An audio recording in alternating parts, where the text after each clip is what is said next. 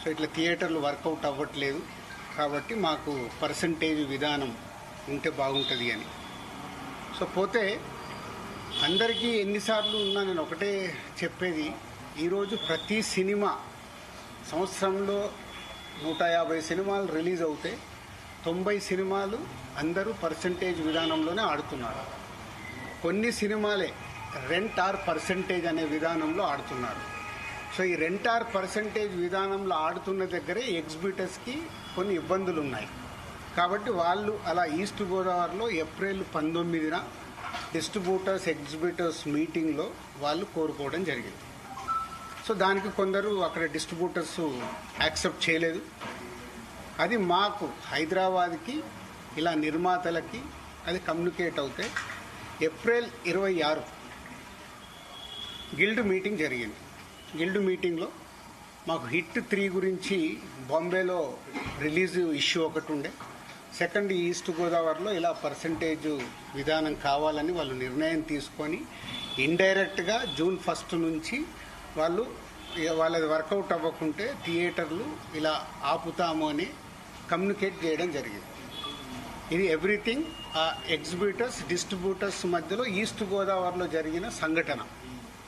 అది మా గిల్డ్కి వచ్చినప్పుడు గిల్డ్లో మేము ఉన్న వర్కింగ్ కమిటీలో ఉన్న ప్రొడ్యూసర్స్ అందరం ఏమనుకున్నామంటే వాళ్ళకి ఎందుకు వర్కౌట్ అవ్వట్లేదు, వాళ్ళని ఒక 6 months వాళ్ళకు వస్తున్న రెవెన్యూలు ఏంటి, వాళ్ళకు వస్తున్న ఖర్చులు ఏంటి, ఎందుకు వర్కౌట్ అవ్వట్లేదు, వాళ్ళని స్టేట్మెంట్స్ తీసుకొని రమ్మందాము. వచ్చినప్పుడు అది డిస్కషన్లోకి పెట్టి నిజంగా ఎగ్జిబిటర్స్కి, ఎందుకంటే మేము అన్ని టెరిటరీలో ఉన్నాం, ఎగ్జిబిటర్స్ కష్టాలు కూడా మాకు తెలుసు. ఎగ్జిబిటర్స్ కష్టాలు ఏంటంటే మేము డిస్ట్రిబ్యూటర్గా ఉన్నాం కాబట్టి ప్రొడ్యూసర్ నుంచి డిస్ట్రిబ్యూటర్ నుంచి ఎగ్జిబిటర్, ఈ 3 టెరిటరీలు ఒకరికి సంబంధాలు ఉంటాయి. డిస్ట్రిబ్యూటర్లుగా ఉన్నప్పుడు ఎగ్జిబిటర్కి మేము ఇందాక నేను చెప్పినట్టు రెంట్ ఆర్ పర్సంటేజ్ అన్నప్పుడు ఫస్ట్ వీక్ బాగా రెవెన్యూ వస్తే రెంట్ ఇస్తున్నాము, సెకండ్ వీక్ కలెక్షన్ తగ్గిపోగానే పర్సంటేజ్ ఇస్తున్నాం. అది వాళ్ళ కష్టమైనది, ఇది మా అందరికీ తెలుసు. దానికి సొల్యూషన్ మేము చాలా రోజులు అనుకుంటున్నాం, కానీ ఉన్న పరిస్థితుల వల్ల ప్రొడ్యూసర్స్ కూడా హ్యాపీగా లేరు కాబట్టి ఆ సొల్యూషన్ రావట్లా. సో అలా ఏప్రిల్ 26 గిల్డ్లో జరిగిన మీటింగ్ ద్వారా ఆ డిస్కషన్ అలా కంటిన్యూ అవుతే వాళ్ళని రమ్మని చెప్దామని అడగడం జరిగింది. సో ఇక్కడ అప్పుడు హరిహర వీరమల్లు అనే కళ్యాణ్ గారి సినిమా మే 11th అనుకుంటా ఒక రిలీజ్ డేట్ వాళ్ళు అనౌన్స్ చేసింది, మేలో ఉంది. సో తర్వాత అది షిఫ్ట్ అవ్వడము, టెక్నికల్ వాళ్ళ వర్క్ వల్లనో దేని వల్లనో షిఫ్ట్ అవ్వడం, అది షిఫ్ట్ అయ్యేది ఎప్పటికీ డేట్ ఇంకా లాక్ అవ్వలేదు అనుకుంటాను, ఇన్ ఏప్రిల్ 26th టైంలో. తర్వాత అలా ఈస్ట్ గోదావరి నుంచి స్టార్ట్ అయింది, ఇక్కడ నైజాంకు కూడా వచ్చింది, నైజాం సింగిల్ స్క్రీన్స్లో. సో నైజాంది ఒక క్లారిటీ కోసం మీరు అందరూ మళ్ళీ నోట్ చేసుకోండి, ఫ్యూచర్కు కూడా ఉపయోగపడుతుంది. నైజాంలో సింగిల్ స్క్రీన్స్ 370 థియేటర్లు ఉంటాయి, 370 సింగిల్ స్క్రీన్స్ తెలంగాణ స్టేట్ మొత్తంలో. అందులో ఎస్విసి సినిమాస్ అండ్ అదర్ మాకు రిలేటెడ్గా ఉన్న చారీ గారు వాళ్ళని కలిపి మా దగ్గర ఉన్నాయి 30 థియేటర్లు. అవుట్ ఆఫ్ 370 థియేటర్లు 30 థియేటర్లు మా దగ్గర ఉన్నాయి. అలాగే ఏషియన్, సునీల్ అండ్ సురేష్ కంపెనీలో 90 థియేటర్లు ఉన్నాయి, 120 మా దగ్గర 30, వాళ్ళ దగ్గర 90, 250 థియేటర్లు ఓనర్స్ కానీ వాళ్లకు సంబంధించిన వాళ్ళు కానీ నడుపుతున్నారు. అవుట్ ఆఫ్ 370 ఇది రేషియో. మీ మీడియా వాళ్లకు నేను మళ్ళీ ఇది క్లారిటీ ఇస్తున్నాను, మళ్ళీ ఆ నలుగురు దాంట్లో ఆ సబ్జెక్టు తర్వాత వస్తాను. సో ఒక వ్యక్తుల మీద ఇండివిజువల్గా టార్గెట్ చేయడము, వెనకాల ఏముందో అర్థం చేసుకోకుండా మాట్లాడము, మీలాంటి వాళ్ళు కనీసం ఇలాంటి క్వశ్చన్స్ వచ్చినప్పుడు ఈ అండర్లైన్ చేసుకోండి. మీరు మాట్లాడేటప్పుడు ఎవరో ఎక్కడి నుంచో ఫోన్ ఇన్ తీసుకుంటారు. నాకు ఎవరో లింక్ పంపితే జీ న్యూస్ ఉన్నారు, ఎవరైనా ఇక్కడ జీ న్యూస్లో చూసా ఇందాక ఎవరో పంపిస్తే, ఆ టాపిక్ సంబంధం లేదు కానీ అది కూడా తీస్తా. అక్కడేదో టాపిక్లో జరుగుతుంటే మళ్ళీ వస్తాను మెయిన్ పాయింట్కి. టాపిక్లో జరుగుతుంటే మొదటి రోజు గేమ్ చేంజర్ సినిమా పైరసీ వచ్చింది. అది నిర్మాతకి నష్టం, నిర్మాత ద్వారా డిస్ట్రిబ్యూటర్కి నష్టం, డిస్ట్రిబ్యూటర్ ద్వారా ఎగ్జిబ్యూటర్కి నష్టం. అక్కడ ఒక ఎక్స్ నిర్మాత అంటున్నాడు, ఆ నిర్మాతనే ఇది పైరట్ చేసి ఉండొచ్చు. అంటే ఎంత నీచం. ఒక ప్యాషనెటిక్ ప్రొడ్యూసర్ అని నా సినిమాని నేను కాపాడుకోవడానికి ఫైట్ చేస్తాను అంటే ఎంత దిగజారిపోతున్నారు వాళ్ళు. మీడియాలోకి రావడానికా, మీడియా వాళ్ళు ఇచ్చే ఇంపార్టెంట్ కోసమా? అది అవసరం లేని టాపిక్.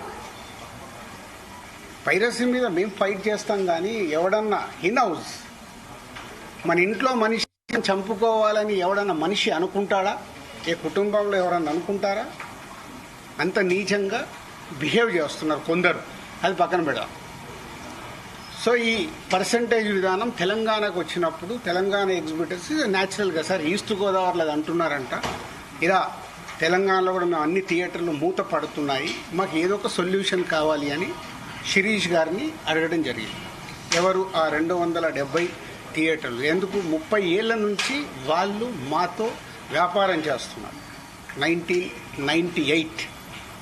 98 నుంచి ఆ ఎగ్జిబిటర్స్కి మాకు 28 ఏళ్ళ నుంచి ఒక నడుస్తుంది, ఆ రిలేషన్ నడుస్తుంది. వాళ్ళు అడిగినప్పుడు ఈస్ట్ గోదావరికి ఇలా జరుగుతుందన్నప్పుడు శిరీష్ గారు నా నోటీస్లో తీసుకొచ్చారు. ఇలా నువ్వు ఛాంబర్ ప్రెసిడెంట్గా ఉన్నప్పుడు ఛాంబర్లో జరిగిన లాస్ట్ ఇయర్ నేను ఛాంబర్ ప్రెసిడెంట్, మీ అందరికీ తెలిసిందే.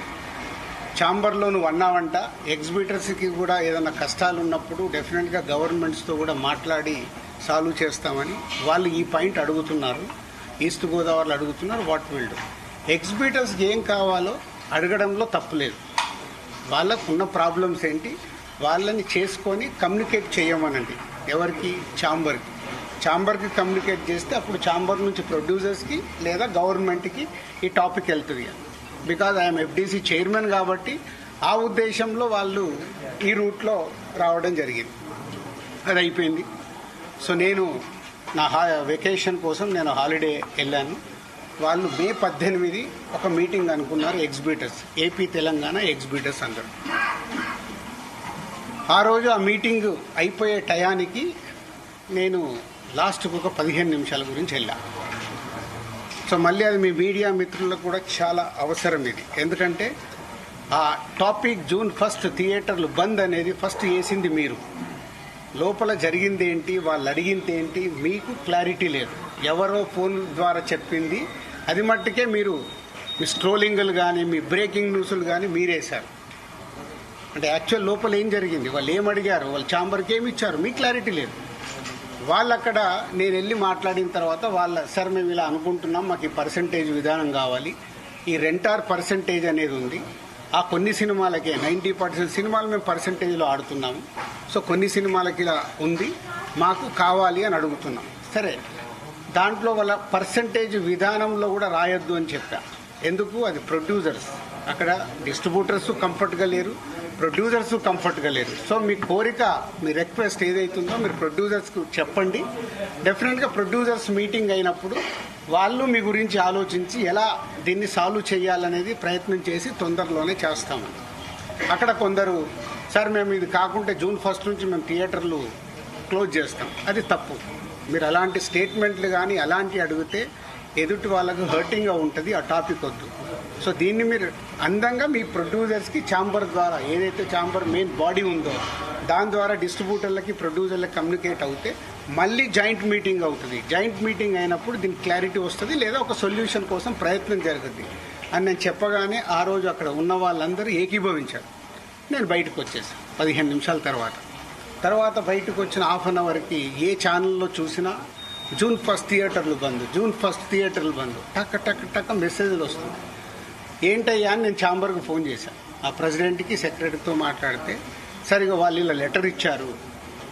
ఏమని ఇచ్చారు? ఎగ్జిబిటర్స్ లెటరు ఛాంబర్కి, మాకు ఇలా పర్సంటేజ్ విధానం కావాలి, ఈ పర్సంటేజ్ విధానం కోసం డిస్ట్రిబ్యూటర్లు కానీ ప్రొడ్యూసర్లతో కానీ మాకు మీటింగ్ పెట్టండి, ఆ మీటింగ్లో మేము అనుకుంది జరగకుంటే మేము జూన్ 1 నుంచి థియేటర్లు బంద్ చేస్తాం. ఇది అక్కడ సారాంశం. కానీ బయటికి ఎలా వచ్చింది? జూన్ 1 నుంచి థియేటర్లు బంద్. వాళ్ళందరికీ మీటింగ్ జరగాలి కదా. ఇప్పుడు ప్రభుత్వంలో మనం ఎన్నో చూస్తాం, స్ట్రైక్లు అంటారు. స్ట్రైక్లు అన్నప్పుడు ఏం చేస్తారు? వాళ్ళకు వీళ్లకు మీటింగులు జరుగుతాయి, అక్కడ సొల్యూషన్ వెతుకుతారు. స్ట్రైక్లకు వెళ్ళాలని చెయ్యాలని ఎవరు కోరుకోరు. ఇది కూడా అలాంటిదే. కానీ అలా బేస్ లేకుండా June 1 థియేటర్లు బంద్ అనేది బయటికి స్ప్రెడ్ చేశారు. అక్కడ ఎగ్జిబిటర్స్ కానీ ఛాంబర్ కానీ ముందుకొచ్చి ఖండించకపోవడం తప్పు. సో ఎవరి దారిన వాళ్ళు, అంటే మన సినిమా ఇండస్ట్రీలో మీ అందరికి తెలిసిందే, ఎవరి దారి వారిదే. మన అరవింద్ గారు ప్రెస్ మీట్ చేశాడు, ఈరోజు నేను చేశాను. మేమందరం కూర్చొని కదా ప్రెస్ మీట్ చేయాలి. ఇండస్ట్రీకి సంబంధించిందంటే మేమందరం, మమ్మల్ని పెద్దలు అంటారు, మాకు రెస్పాన్సిబిలిటీ ఇస్తారు, కానీ మా దాంట్లోనే మేమందరం కూర్చొని మాట్లాడడానికి భయం. ఎవరు మాట్లాడితే ఏది ఎలా వెళ్తుందని. సో ఆ June 1 అనే టాపిక్ అలా వస్తే బయటికి మట్టుకు June 1 థియేటర్లు బంద్ అని స్ప్రెడ్ అయిపోయింది. అక్కడి వరకు జరిగింది. తర్వాత డిస్ట్రిబ్యూటర్స్ మీటింగ్ జరిగింది. డిస్ట్రిబ్యూటర్స్ మీటింగ్లో వాళ్ళు నిర్ణయాలు తీసుకున్నారు. లేదు ఇలా కుదరదు, మా ప్రాబ్లమ్స్ మాకున్నాయి కాబట్టి June 1 నుంచి థియేటర్లు కంటిన్యూ అవ్వాలి, మేము సినిమాలు రిలీజ్ చేస్తాం, మాకు ఎవరు థియేటర్లు ఇస్తే వాళ్ళకి ఇస్తామని. ఎందుకు ఈ రోజు వరకు నాకు తెలిసి కోవిడ్లో తప్పితే ఎప్పుడు సినిమా థియేటర్లు ముయ్యలేదు నాకు తెలిసి. మీకేమైనా తెలిసి ఉంటే చెప్పండి సార్, అప్పుడేదో థియేటర్లు మూసారని. ఈ రోజు వరకు కోవిడ్లో తప్పితే ఎప్పుడు థియేటర్ క్లోజ్ చేయరు. సినిమాలు రిలీజ్ ఉంటే సినిమాలు వేసుకోవాలనుకుంటారు ఎగ్జిబిటర్, మూసుకుంటే వాళ్ళకే నష్టం. ఆ రోజు ఆ మీటింగ్లో ఇంకొకటి కూడా నేను అండర్లైన్ చేసే వాళ్ళకి, 56 రోజులు మేము షూటింగ్లు ఆపాం, మేము ఏమీ సాధించలేకపోయాం. నిర్మాతలుగా ఏదైనా సాధించగలిగితే నిర్మాతలే సాధించాలి. ఎందుకు? ఎవ్రీవేర్ మేమే ఉంటాం కాబట్టి. మాకే ధైర్యం లేదు, మీరు ఎక్కడికి వెళ్ళి అవుతారో అది సాధ్యం కాదు అంటే వాళ్ళందరూ ఏకీభవించడం జరిగింది. తర్వాత స్ప్రెడ్ అయింది. డిస్ట్రిబ్యూటర్స్ మీటింగ్లో వాళ్ళు కాల్ తీసుకున్నారు, బంద్ వద్దు, బంద్ టాపిక్ లేకుండా వాళ్ళ ప్రాబ్లమ్స్ ఏమున్నాయో పెట్టండి. తర్వాత ప్రొడ్యూసర్స్ మీటింగ్ జరిగింది. ప్రొడ్యూసర్స్ మీటింగ్లో ఆ రోజు నేను పార్టిసిపేషన్ చేయడం జరిగింది. ప్రొడ్యూసర్స్ అందరం కూడా యునానిమస్గా ఎగ్జిబిటర్స్కి ప్రాబ్లమ్స్ ఉన్నాయని చెప్తున్నారు. అది మనం మాట్లాడుకొని వాళ్ళని ఎలా సాల్వ్ చేసి ముందుకు తీసుకెళ్దాం, థియేటర్లు ముయ్యడాలు చెయ్యడాలు వద్దు, జాయింట్ మీటింగ్ పెట్టండి, జాయింట్ మీటింగ్లో క్లారిటీగా ఇది చెప్పుదామని. సో జాయింట్ మీటింగ్కి 23 అనుకున్నారు, 24 పెట్టారు. ఈ లోపలనే ఈ ఎపిసోడ్ అంతా ఇంకొక సైడ్ డైవర్ట్ అయింది. అది మీ అందరికీ తెలిసిందే.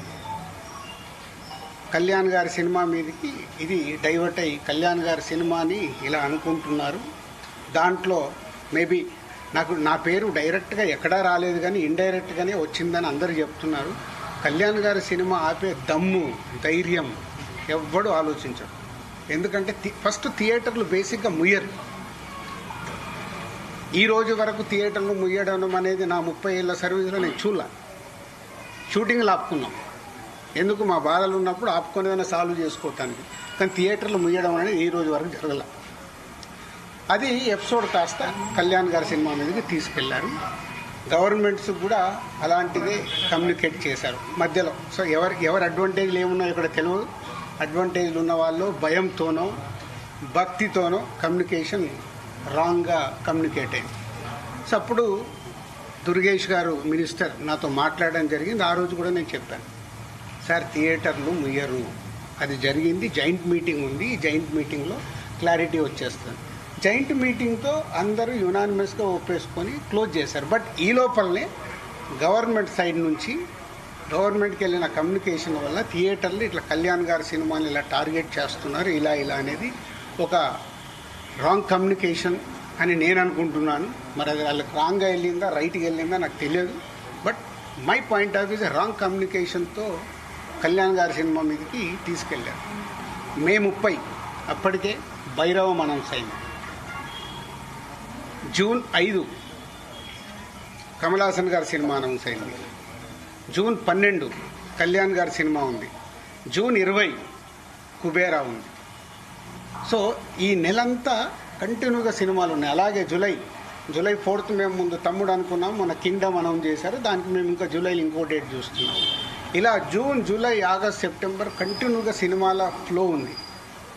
ఈ టైంలో ఇండస్ట్రీని ఎలా మనం కాపాడుకోవాలి ఉన్న సినారియోలో ఏప్రిల్, మే అనేది is a main season for film industry. Total మనందరికీ తెలుసు ఏప్రిల్, మే టోటల్ థియేటర్లు మూతపడ్డాయి. మేబీ సరైన సినిమాల్ని మనం ఆడియన్స్కి ఇవ్వక, ఐపీఎల్ వల్ల ఏ కారణం చేతైనా ఏప్రిల్ మే అనే కీ సీజన్, సినిమా ఇండస్ట్రీకి కీ సీజన్, సినిమాలు లేక మూతపడుతూ ఉన్నాయి థియేటర్లు. ఇవన్నిటికీ పరిణామాలు ఎక్కడి నుంచి ఎక్కడికి వెళ్ళాయి, అసలు లోపల ఏముంది, బయటికి వచ్చింది ఏంటి? మన శాస్త్రం ఉంది. చిన్నప్పుడు సార్ నేను పాము చూశాను ఒక ఆయన అంటాడు, పక్క ఆయన వెళ్ళి అరే ఆడికి పాము కాదు పడిగిప్పిందట అంటాడు. ఇంకొక మూడో మనిషి దగ్గరికి వెళ్ళి పడిగిప్పడం మీద బాబు కాటేయడానికి కూడా వచ్చిందట అంటాడు. యాక్చువల్ మొదట ఆయన చూసింది పామునే, పడగైంది, పడగకెళ్ళి కాటు. అంటే ముగ్గురు మనుషుల్లో ఎంత కమ్యూనికేషన్లో వెళ్తుంది. లోపల థియేటర్ వాళ్ళు ఈస్ట్ గోదావరిలో మొదలైంది. ఇప్పుడు ఆ ఈస్ట్ గోదావరి మొదలైన ఆయన మొన్న ఒక దాంట్లో ఇంటర్వ్యూ కూడా ఇచ్చాడు. ఆ వ్యక్తి ఇంటర్వ్యూ కూడా ఇచ్చాడు, ఏం జరుగుతుంది ఏంటి ఇండస్ట్రీలు అని. ఆ వ్యక్తి ఇప్పుడు తీసుకొచ్చి దాన్ని మొత్తము తెలంగాణకి కనెక్ట్ చేసేశాడు. ఏప్రిల్ 19 ఈస్ట్ గోదావరిలో ఆయన అధ్యక్షతన మీటింగ్ జరిగితే అది ఎక్కడికి వెళ్ళి ఎక్కడికి తీసుకొచ్చారు. సో ఇది టోటల్ ఎపిసోడ్. దీనికి ముందుగా నేను అందుకే దుర్గేష్ గారికి ముందు థ్యాంక్ చెప్పింది ఏంటంటే 9 రోజుల్లో ఎక్కడెక్కడో వెళ్తుంది. ఎందుకంటే సినిమా వాళ్ళకి 2 ప్రభుత్వాలు చాలా ఇంపార్టెంట్. ఇక్కడ కూడా నన్ను సీఎం రేవంత్ రెడ్డి గారు ఎఫ్డీసీ చైర్మన్గా పెట్టడానికి రీజనే అది. నేను చాలా బిజీగా ఉన్నంటే లేదు ప్రభుత్వానికి గవర్నమెంట్కి మధ్యలో నీలాంటి వాళ్ళు ఉంటే ఏ సమస్యలు ఉన్నా ఈజీగా కమ్యూనికేషన్ అవుతే సాల్వ్ అవుతుందని. అలాగే ఏపీలో మనం చూసాం. ఏపీలో అంతకుముందు ప్రతి ఒక్కదాన్ని భయపడుతూ ఉన్న తర్వాత కళ్యాణ్ గారు వచ్చి గవర్నమెంట్ ఫామ్ అయిన తర్వాత అప్పుడు నేను ఛాంబర్ ప్రెసిడెంట్ని, అందరినీ రమ్మంటే అందరం వెళ్ళి కళ్యాణ్ గారిని కలవడం కానీ, కళ్యాణ్ గారు ఇండస్ట్రీకి చేసిన సపోర్టు మామూలుది కాదు. ఆ రోజు మీకు టికెట్ రేట్లు కావాలన్నా, మీకేం కావాలన్నా ఈజీగా తీసుకెళ్ళండి అని. ఇప్పుడు కళ్యాణ్ గారు చెప్పిన తర్వాత ప్రతి ప్రొడ్యూసర్ ఏం చేస్తున్నాడు, ఏదో మన పక్కింటికి వెళ్ళినట్లే వెళ్ళి టికెట్ రేట్లు తెచ్చుకుంటున్నాడు. ఎవరికే కష్టం లేదు, వెళ్ళడం, ఒక అప్లికేషన్ పెట్టడం, ఫోన్లో మాట్లాడుకోవడం, టికెట్ రేట్లు తెచ్చుకోవడం. అంతకు మించి ప్రొడ్యూసర్లు అందరం యూనిట్గా వెళ్దాము, గవర్నమెంట్ని కలుద్దాము, మా ఛాంబర్ నుంచి అందరము వెళ్దాము ఎవరికి ఉండదు. మాకు ఆ వారం కష్టం వస్తుంది కాబట్టి, ఫ్రైడే మా సినిమా రిలీజ్ ఉంటుంది కాబట్టి ఆ వారం ముందు మేము మేలుకుంటాం. అరే మన సినిమా రిలీజ్ అవుతుంది, మనకు ఆ రాష్ట్రంలో ఈ రాష్ట్రంలో టికెట్ రేట్లు కావాలని పరిగెత్తుతాం. బట్ అందరం కలిసి యూనిటీగా ఉన్న ప్రాబ్లమ్ని కూర్చొని సాల్వ్ చేద్దాం అని ఆలోచించేది మా దాంట్లో తక్కువ. సరే నెక్స్ట్, ఇది టోటల్ ఎపిసోడ్ మీకు అర్థమై ఉంటుంది. ఈరోజు గవర్నమెంట్